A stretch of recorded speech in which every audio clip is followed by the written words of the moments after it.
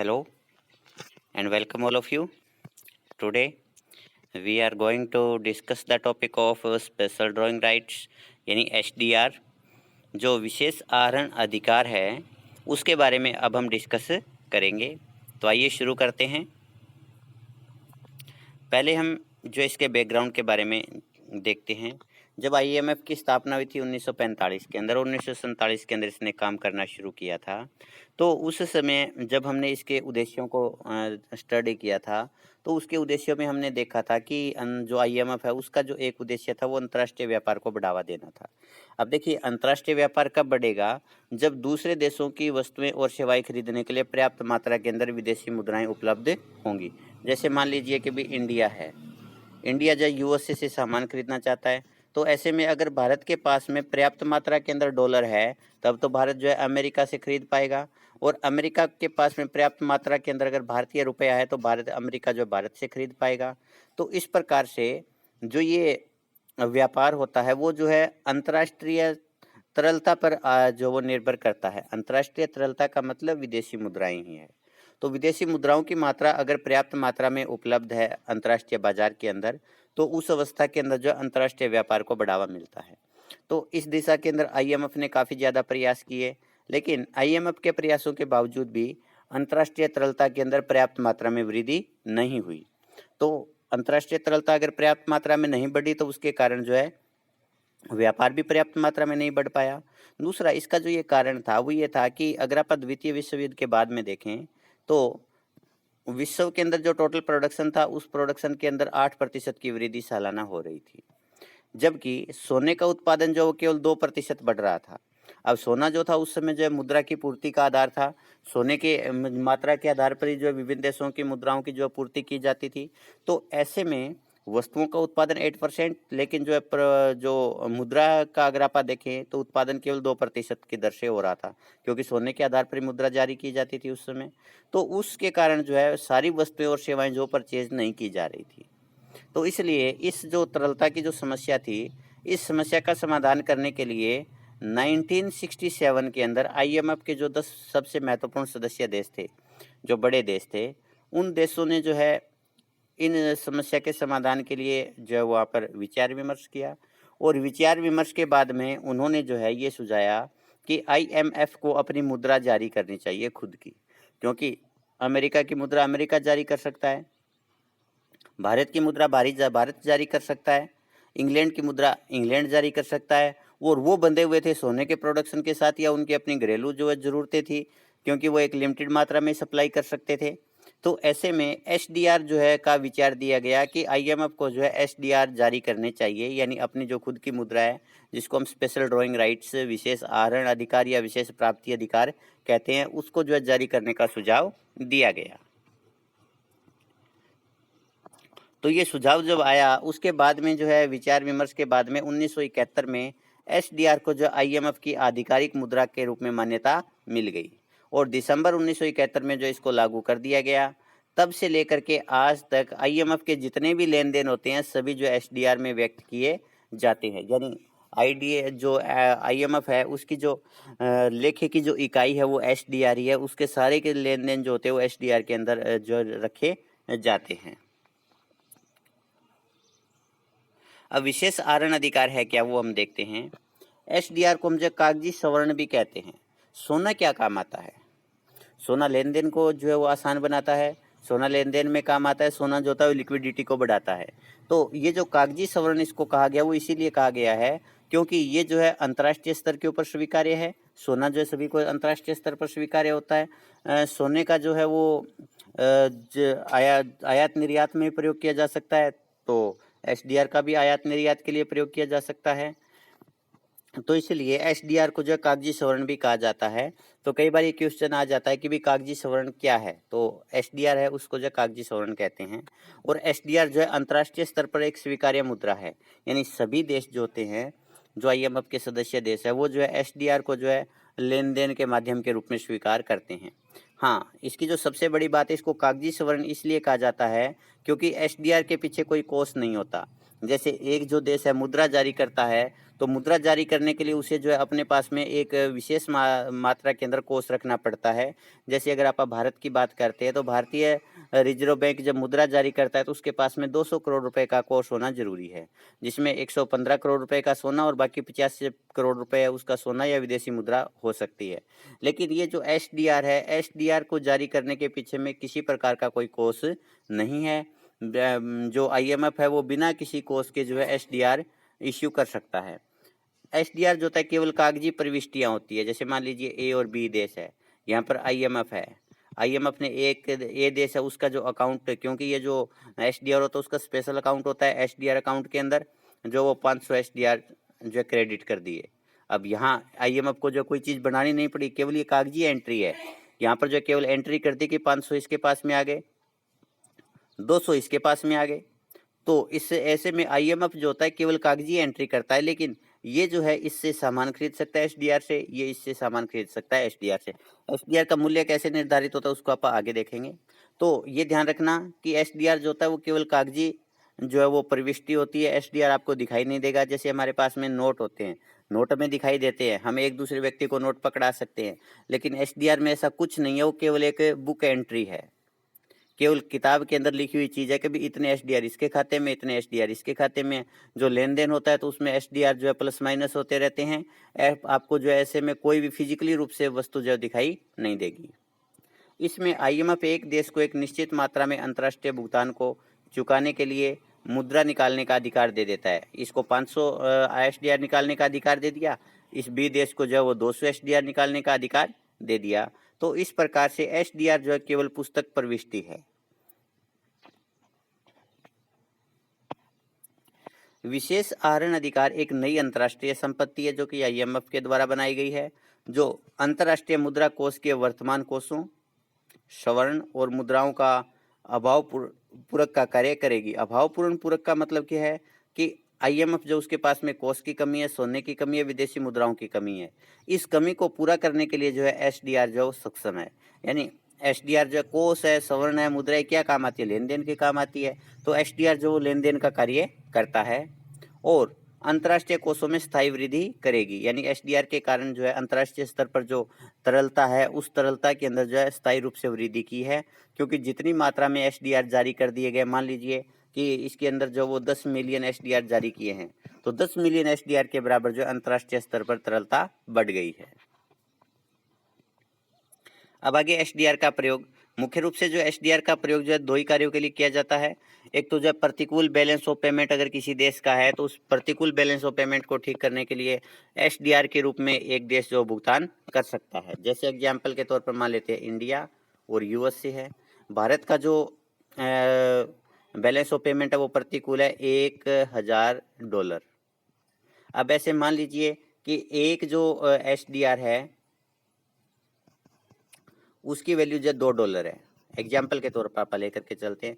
तो ऐसे में भारत क्या करेगा, 500 एसडीआर जो है वो अमेरिका को देगा और भारत का बैलेंस ऑफ पेमेंट है वो ठीक हो जाएगा। तो इस प्रकार से एसडीआर का प्रयोग जो बैलेंस ऑफ पेमेंट को ठीक करने के लिए किया जाता है।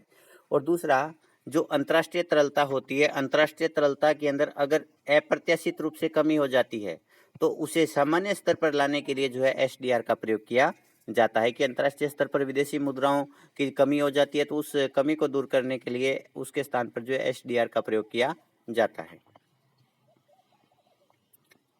अब है आगे कि ये जो नई मौद्रिक प्रणाली होती है, नई मौद्रिक प्रणाली कौन सी, एसडीआर। एसडीआर के अंतर्गत प्रत्येक सदस्य देश को एक निश्चित आधार पर, अभी जो प्रेजेंट के अंदर जो आधार चल रहा है वो है कि आईएमएफ में कितना जो है अंशदान है, कितना कोटा है एक देश का। क्योंकि आईएमएफ के अंदर प्रत्येक देश ने अपने अपनी जो मुद्रा है उस मुद्रा के रूप में जो है वहाँ पर जो वो कोटा दे रखा है। तो उसके अंदर जितना कोटा है उसी अनुपात के अंदर जो एसडीआर जारी किए जाते हैं। और दूसरा जो तरीका होता है वो ये होता है कि आईएमएफ के सदस्य मिल करके अगर किसी देश को का बोला भुगतान से काफ़ी प्रतिकूल है, उसे जो है सख्त ज़रूरत है एसडीआर की, तो वो जो है उनको उसके कोटे से फालतू एसडीआर भी दे सकते हैं। तो एक विशेष मात्रा में एसडीआर निकालने का अधिकार दिया जाता है। जिस देश को एसडीआर का अधिकार मिल जाता है वह उसके बदले में दूसरी मुद्रा प्राप्त कर सकता है। जैसे एक जो एसडीआर है उसका मूल्य $2 है, तो ऐसे में ये देश जो है अमेरिका को एसडीआर दे करके उससे डॉलर प्राप्त कर सकता है। इस प्रकार से एसडीआर को अंतर्राष्ट्रीय मुद्रा कोष के साधनों पर दबाव जो कम करने में मदद मिली है। यानी अब जो है आईएमएफ जो उसको विभिन्न देशों की करेंसियां अधिक मात्रा में रखने की आवश्यकता नहीं है, क्योंकि जिसको भी अंतर्राष्ट्रीय करेंसी की आवश्यकता होती है उसको एसडीआर दे दिए जाते हैं, और एसडीआर के जो वो अंतर्राष्ट्रीय मुद्रा का कार्य ही करता है। और इसके साथ ही जो है एसडीआर के कारण अंतर्राष्ट्रीय तरलता की जो समस्या थी, यानी अंतर्राष्ट्रीय बाजार में विदेशी मुद्राओं की कमी थी, उस कमी को जो है दूर करने में सहायक हुआ है। एसडीआर का मूल्य निर्धारण। जब शुरू के अंदर एसडीआर प्रणाली शुरू की गई थी 1971 के अंदर, दिसंबर 71 में, तब जो है एक एसडीआर का मूल्य जो डॉलर में तय किया गया था, और उस समय जो है एक एसडीआर बराबर $1 था, और इसकी जो सोने में कीमत थी वो 0.8867 ग्राम सोने के समान थी। लेकिन 1973 के अंदर ब्रेटन वुड्स के जो प्रणाली थी वो समाप्त हो गई, क्रैश हो गई। उसके बाद से जो डॉलर था उसका मूल्य कम होने लगा, और जब डॉलर का मूल्य कम होने लगा तो उसके कारण एसडीआर का जो मूल्य था वो बढ़ने लगा। तो इसके कारण से बाद में जो है पहले जो केवल डॉलर के आधार पर जो एसडीआर का मूल्य निर्धारित किया जाता था, लेकिन डॉलर जो है स्वयं जो फ्लेक्सिबल हो गया, उसकी जो मूल्य था उसमें उतार चढ़ाव आना शुरू हो गया। इस वजह से बाद के अंदर जो सिस्टम अपनाया गया 1981 के अंदर, 24 जनवरी 1981 को मूल्य निर्धारित करने के लिए जो है वो विभिन्न जो देश थे उन देशों की जो मुद्रा थी उसकी टोकरी प्रणाली अपनाई गई। अब ये टोकरी प्रणाली क्या है कि आप जो है सभी देशों की मुद्राएं जो इकट्ठी कर लीजिए, उन देशों की मुद्राओं को जो आप वेटेज दीजिए कि किस देश की मुद्रा को कितना वेटेज दिया जा रहा है, फिर उसके आधार पर जो है एसडीआर का मूल्य तय किया जाता है। तो ये बास्केट सिस्टम अपनाया गया करेंसीज का। तो ये मुद्राओं की जो टोकरी प्रणाली है वो देखिए क्या है। मुद्राओं की जो टोकरी प्रणाली है, उस टोकरी प्रणाली में एसडीआर का मूल्य जो है 5 देशों की सामूहिक जो मुद्रा होती है उसके जो है मूल्य के आधार पर निर्धारित किया जाता है। मुद्राओं की टोकरी प्रणाली में जो मुद्रा शामिल की गई है उसके 2 मानक होते हैं, यानी किस देश की मुद्रा को टोकरी में शामिल किया जाएगा, उसके लिए जो 2 स्टैंडर्डाइज पैमाने हैं, 2 क्राइटेरिया। पहला निर्यात पैमाना, कि ये जो मुद्रा होती है पहले आप देखिए 5 साल के बाद में इसका रिव्यू किया जाता है, कि अगर आज जो है 5 देशों की मुद्राओं को शामिल कर लिया गया बास्केट के अंदर, तो अगले 5 साल के बाद में जो उसका रिव्यू किया जाएगा उसके बाद में फिर जो है दोबारा से उसमें अगर आवश्यकता हो तो चेंज किया जाएगा। तो उसमें पहला जो पैमाना होता है वो होता है निर्यात का पैमाना, यानी 5 विश्व के सबसे बड़े निर्यातक देश है जिन्होंने सबसे ज़्यादा निर्यात किया है, उन देशों की मुद्राओं को शामिल किया जाता है। पहला तो क्राइटेरिया ये हो गया। और दूसरा जो क्राइटेरिया फ्रीली यूजेबल मानक, इसके अंतर्गत जिस मुद्रा का सबसे ज़्यादा यूज किया गया लेन देन के अंदर अंतर्राष्ट्रीय स्तर पर, उस देश की मुद्रा को जो है बास्केट के अंदर शामिल किया जाता है। तो हर 5 साल के बाद में जो टोकरी में शामिल मुद्राओं पर पुनर्विचार किया जाता है, और लास्ट टाइम ये जो पुनर्विचार किया गया था ये अक्टूबर 2016 के अंदर 15 के अंदर इसका रिव्यू हुआ था, और अक्टूबर 2016 के अंदर जो मुद्राएं बास्केट में शामिल की गई थी उसकी जो डिटेल यहाँ पर आपको दिखाई दे रही है। उसके अंदर जो 2015 में जो रिव्यू हुआ था उसके अंदर जो 2016 में अक्टूबर में जो मुद्राएं शामिल की गई उसमें पहला यूएस डॉलर को सबसे ज़्यादा वेटेज दिया गया 41.73%, और यूरो उसको जो है 30.93%। चाइनीज युआन को जो है इसमें शामिल किया गया था पहली बार, उसको जो है 10.92%, और येन को जो है 8.33%, और पाउंड स्टेरलिन को जो है 8.09% वेटेज दिया गया। और ये अक्टूबर 2021 तक जो है वो जारी रहेगा, क्योंकि अक्टूबर 2016 के अंदर ये जारी की गई थी सूची, तो 5 साल इसका मतलब अक्टूबर 2021 तक। उसके बाद में जो इसमें दोबारा से रिव्यू किया जाएगा, और अगर इसके अलावा किसी अन्य देश की करेंसी उन दोनों मानकों पर खरी उतरती है तो उसको जो है शामिल कर लिया जाएगा, और जो उस क्राइटेरिया को पूरा नहीं करती उस मुद्रा को जो है बाहर कर दिया जाएगा। अब इसके बाद है एसडीआर का मूल्य। एक एसडीआर बराबर 2 जून 2021 को एसडीआर का मूल्य देखिए। एसडीआर का मूल्य जो है भारतीय रुपए में 105.591 रुपये, तो ये एसडीआर का मूल्य है। और अगर आप बात करते हैं एक एसडीआर बराबर अमेरिकन डॉलर, तो उसका मूल्य जो है वो है 1.4244280 यूएस डॉलर। और ये जो मूल्य होता है ये जो है डेली बेसिस पर आईएमएफ जारी करता है। संडे को छोड़ करके, यानी संडे के दिन जो है वो विभिन्न देशों की करेंसियों में एसडीआर का मूल्य जो जारी नहीं किया जाता, बाकी दिनों में मूल्य जारी किया जाता है। अब हम एसडीआर की विशेषताएं देखते हैं। तो पहली जो एसडीआर की विशेषता है कि ये केवल पुस्तक प्रविष्टि है, यानी ये केवल कागजी खाता है और इसके पीछे जो है किसी प्रकार का कोई कोष नहीं रखा गया है। तो ये हमने पहले ही डिस्कस कर लिया था। दूसरा, जो इसके लिए यानी एसडीआर के लिए आईएमएफ ने प्रत्येक देश का जो है एक एसडीआर का खाता अलग से खोल रखा है। यानी एक तो जो है सामान्य खाता जो आईएमएफ के अंदर है प्रत्येक देश का, वो तो अलग है। इसके अलावा जो है आईएमएफ है उसने जो है एसडीआर का भी एक अलग अकाउंट खोल रखा है। यह केवल अंतर्राष्ट्रीय तरलता को बढ़ावा देने के लिए प्रयोग की जा सकती है।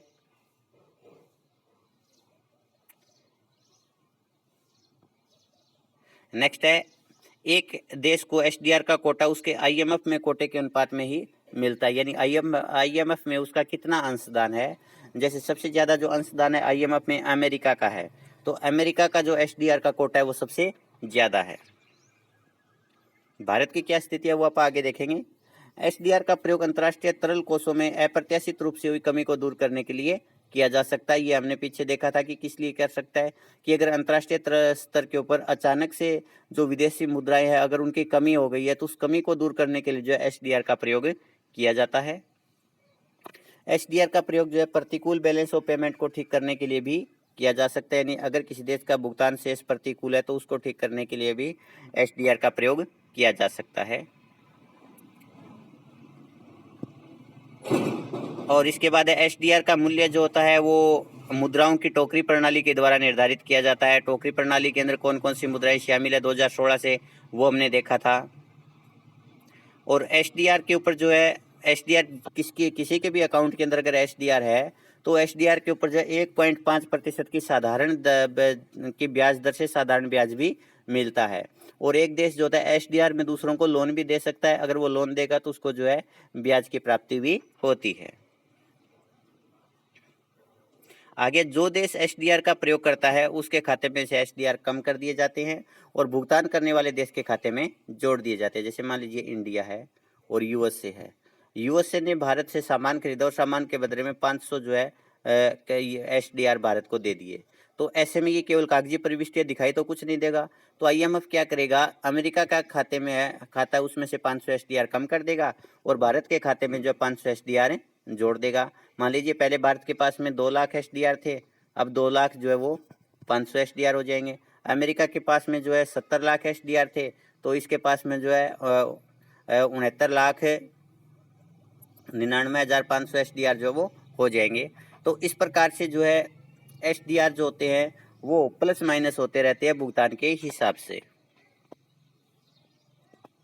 जो देश एसडीआर का प्रयोग करता है उसके खाते में एसडीआर कम कर दिए जाते हैं, ये तो हमने कर लिया। इसके बाद है कि एसडीआर का जो मूल्य होता है वो प्रत्येक देश की मुद्रा के अंदर आईएमएफ द्वारा जो है प्रतिदिन जारी किया जाता है, संडे को छोड़ करके। इसके बाद एसडीआर के प्रयोग। एसडीआर के जो मुख्य रूप से 3 तरीकों से जो प्रयोग किया जा सकता है। पहला जो समझौता व्यवहार प्रयोग, फंड जो होता है वो अन्य भागीदार देश के समझौते द्वारा मुद्रा के लिए एसडीआर के विक्रय की अनुमति देता है। यानी 2 देश जो भागीदार देश है उनमें से 2 देशों के बीच में अगर कोई समझौता है तो उसके अनुसार एक देश जो दूसरे देश को एसडीआर का विक्रय कर सकता है। दूसरा, सामान्य खाते में व्यवहार।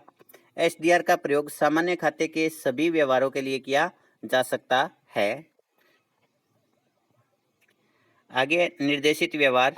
फंड एक ऐसे भागीदार को एसडीआर प्रणाली में शामिल कर सकता है जिसका सुदृढ़ बैलेंस ऑफ पेमेंट और सुदृढ़ संचय स्थिति हो, जिससे यह दूसरे भागीदार देश को एसडीआर के बदले अपनी मुद्रा दे सकता है। यानी जिस देश के पास में अपनी मुद्रा की जो स्थिति है वो सुदृढ़ होती है, उस देश से जो है एसडीआर के बदले में उस देश की मुद्रा प्राप्त की जा सकती है। और ये वो देश करता है जिसे उस देश की मुद्रा की आवश्यकता होती है, वो भागीदार देश को एसडीआर देगा और बदले में उसकी मुद्रा लेगा। और ऐसे में इसकी भी एक लिमिट होती है कि भागीदार देश जो है तब तक एसडीआर स्वीकार कर सकता है जब तक उसकी होर्डिंग जो है उसकी आवंटित राशि से 3 गुना कम है। मान लीजिए कि भी भारत जो है अमेरिका को एसडीआर के बदले में डॉलर ले रहा है। अमेरिका का जो एसडीआर का कोटा है वो 1000 का है, तो अमेरिका भारत से तब तक या दूसरे देशों से तब तक एसडीआर प्राप्त कर सकता है जब तक कि उसका एसडीआर का कोटा इसका 3 गुना तक ना हो जाए या 3 गुना से कम है, यानी ये 3,000 रुपये तक, 3,000 यूएस जो है, जो एसडीआर है उस तक जो है ये स्वीकार कर सकता है। इतनी मात्रा में ये एसडीआर के बदले अपने देश की मुद्रा दे सकता है, इससे ज़्यादा नहीं दे सकता। यानी 3 गुना से ज़्यादा अपने पास में जो जितना कोटा है उससे अधिक जो है वो एसडीआर एक देश नहीं रख सकता। आगे अन्य उपयोग, बाद में पहले तो ये 3 ही कार्यों के लिए जो किया जाता था, लेकिन बाद में जो है दूसरे इसका जो संशोधन था, इसका जो नियम था उस नियम के अंदर दूसरा संशोधन किया गया और उस संशोधन के द्वारा कुछ और उद्देश्यों के लिए भी जो है एसडीआर के प्रयोग की अनुमति दे दी गई। ये उद्देश्य हैं अदला बदली प्रबंधों के लिए, अग्रवर्ती क्रियाओं के लिए, ऋणों के लिए, वित्तीय संकट के निपटारे के लिए, दान या सहायता देने के लिए, वित्तीय उत्तरदायित्वों के निष्पादन के लिए जमानत के रूप में इनका प्रयोग किया जा सकता है। अब एसडीआर के क्या क्या लाभ हुए हैं। नंबर 1, इससे जो एक मजबूत अंतर्राष्ट्रीय मुद्रा के प्रचलन से डॉलर पर जो दबाव कम हुआ है। पहले डॉलर जो थी वो सबसे विश्वसनीय और सबसे मजबूत मुद्रा थी, इससे प्रत्येक देश जो डॉलर चाहता था, ऐसे में डॉलर के ऊपर काफ़ी दबाव था, लेकिन अब एसडीआर आने से डॉलर के ऊपर जो दबाव कम हुआ है। दूसरा, एसडीआर के आने से सोने की आपूर्ति पर निर्भरता कम हुई है, क्योंकि पहले सोने की आपूर्ति के आधार पर मुद्रा जारी की जाती थी, तो ऐसे में सोने की जो आपूर्ति थी वो जो है बहुत ही आवश्यक थी, लेकिन एसडीआर जो है उसके लिए किसी प्रकार के कोष की आवश्यकता नहीं है, तो ऐसे में जो है सोने के ऊपर जो निर्भरता थी वो अब कम हुई है। बिना सोने के जो है एसडीआर जारी करके जो लेन देन का कार्य वो किया जा सकता है। आगे, एसडीआर के कारण जो वो सोने के मूल्य में उतार चढ़ाव कम हुए हैं। एसडीआर की उत्पादन लागत सोने की तुलना में काफ़ी कम है, क्योंकि सोना जो खदान में से निकाला जाता है, उसके बाद में उसकी जो ऊपर शोधन किया जाता है उसका, तो उसके ऊपर काफ़ी व्यय होता है। लेकिन जो डॉलर एसडीआर है उसके उत्पादन की लागत जो है वो बिल्कुल भी कम है। उसके अंदर केवल एक बही ले, बही के अंदर एक खाता तैयार करो विभिन्न देशों का और उसके अंदर एसडीआर एंटर कर दो, आप हो गया।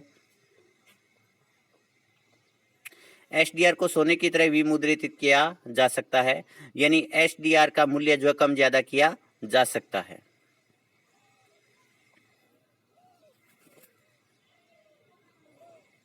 इससे अंतर्राष्ट्रीय तरलता में वृद्धि हुई है और इससे व्यापार को बढ़ावा मिला है। एसडीआर से विनिमय प्रणाली आसान बनी है, क्योंकि तरलता में वृद्धि हुई तो लेन देन है उसमें आसानी हुई है। एसडीआर खाते की इकाई और मौद्रिक भुगतान की इकाई दोनों का कार्य करती है। मौद्रिक भुगतान का मतलब वस्तुओं और सेवाओं को अगर खरीदते हैं तो उसके बदले में एसडीआर के माध्यम से हम जो मुद्रा प्राप्त करके भुगतान कर सकते हैं। और एसडीआर के जो एक खाते की इकाई है कि इसके अंदर जो वो हम जो है अपना हिसाब किताब जो है लेन देन का रख सकते हैं। जैसे आईएमएफ जो है वो अपना सारा हिसाब किताब जो है एसडीआर में रखता है। अब एसडीआर के दोष, आईएमएफ के द्वारा एसडीआर के ऊपर जो ब्याज की दर ली जाती है, यानी एसडीआर के रूप में जब आईएमएफ उधार देता है तो वो ब्याज दर जो काफ़ी ज़्यादा है, जो कि विशेष रूप से अल्पविकसित देशों के लिए जो है बस की बात नहीं है।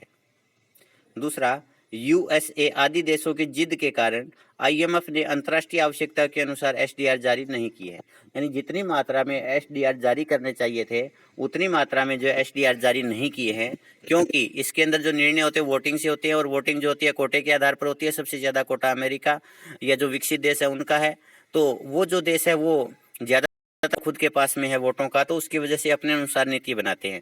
अब अगर एसडीआर ज़्यादा मात्रा में जारी कर दिए जाएंगे तो अमेरिकन डॉलर को कोई नहीं पूछेगा, इसलिए अमेरिका ये चाहता है कि उसके डॉलर की वैल्यू डाउन ना हो, उसके डॉलर की वैल्यू बनी रहे, इसलिए अमेरिका जो है वो ज़्यादा मात्रा में एसडीआर जारी नहीं करने देता।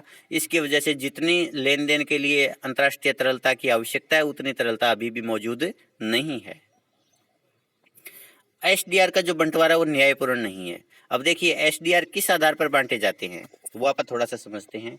मान लीजिए कि अमेरिका जो है 41% जितने भी राशि आईएमएफ का कोष है उसमें देता है, तो जितने भी जो एसडीआर जारी है उसका 41% जो वो अमेरिका को मिलेगा। भारत जो केवल जो वो 3% अगर राशि दे रहा है अमेरिका जो आईएमएफ है उसके कोष में, तो जितने भी एसडीआर जारी किए गए उसका 3% हिस्सा भारत को मिलेगा। तो ऐसे में जो अमीर देश है, अमीर देशों के पास में खुद की मुद्रा भी ज़्यादा है और उनका कोटा अधिक होने के कारण उनको एसडीआर भी अधिक मिल गए। अब ये एसडीआर ज़्यादा किसको चाहिए थे? ये एसडीआर ज़्यादा गरीब देशों को, अलग विकसित देशों को चाहिए थे, लेकिन क्योंकि उनका कोटा कम है तो उनको एसडीआर भी कम मिल रहे हैं। तो जिनके पास पहले से ज़्यादा मुद्राएं हैं उन्हीं देशों को जो एसडीआर और ज़्यादा मिल रहे हैं। तो इसके कारण ये जो बंटवारा है ये न्यायपूर्ण नहीं है। आईएमएफ एसडीआर में होने वाली बचत का बंटवारा अविकसित देशों को करने में असफल रहा है। यानी जब आईएमएफ ने एसडीआर जारी किया तो इसके कारण आईएमएफ के कोष बढ़े हैं, आईएमएफ को उसके ऊपर ब्याज भी प्राप्त हो रहा है। तो ये जो बेनिफिट आईएमएफ को मिल रहे हैं, जो उसको बचत हो रही है, उस बचत का लाभ इसने जो है अविकसित देशों को नहीं दिया है। यानी जो बचत है उसका प्रयोग जो अविकसित देशों के विकास के लिए करना चाहिए था, जो कि जो आईएमएफ वो करने में असफल रहा है। विकासशील देशों के लिए विकास वित्त की आवश्यकता के लिए एसडीआर प्रणाली को अंतर्राष्ट्रीय संचय के सृजन से नहीं जोड़ा गया है। तो ये भी जो इसकी एक कमी है। अब हम देखते हैं कि भारत और एसडीआर की क्या पोजीशन है। भारत का जो एसडीआर का वर्तमान में कोटा है वो जो है 5,821.5 मिलियन है, और अगर कोटे के हिसाब से देखें तो भारत का विश्व में जो 13वां स्थान है। यानी 12 ऐसे देश है जिनका कोटा जो है भारत से ज़्यादा है, और कुल जो एसडीआर जारी किए गए उस एसडीआर के अंदर भारत का जो कोटा है वो 2.44% है। अब हम मूल्यांकन देखते हैं कि एसडीआर प्रणाली के लाभ बताइए। दूसरा, एसडीआर प्रणाली के अंदर क्या गुण, अवगुण या दोष है। एसडीआर का मूल्य जो है किस प्रकार से निर्धारित किया जाता है, और एसडीआर की विशेषताएं बताओ। तो ये जो है काफ़ी महत्वपूर्ण क्वेश्चन है, आप इनको कीजिएगा। और इसी के साथ अपना ये टॉपिक समाप्त होता है। धन्यवाद।